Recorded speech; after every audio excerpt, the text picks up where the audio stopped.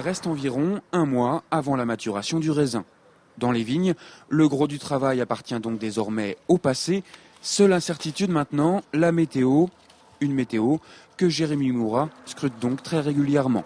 C'est presque addictif en fait. On regarde parce que ça change tous les jours et ça nous permet quand même d'avoir une visualisation quand même assez optimale sur 8 jours. C'est important. Vous avez beau faire un travail très cartésien, très important dans les vignes, il peut arriver un orage de grêle, un gel de printemps que forcément vous ne pouvez pas calculer et donc au bout d'un certain temps, les années passant, on devient relativement philosophe sur les facteurs climatiques, c'est sûr.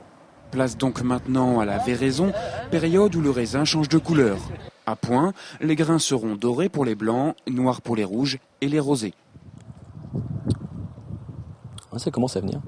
C'est la période en fait où les raisins commencent à se charger de sucre également. Et là en fait on commence à sentir que l'acide malique qui est très présent en fait au départ sur les grappes quand vous goûtez des grappes très vertes est en train de se dégrader et le raisin commence à se charger de glucose et de fructose, donc de sucre.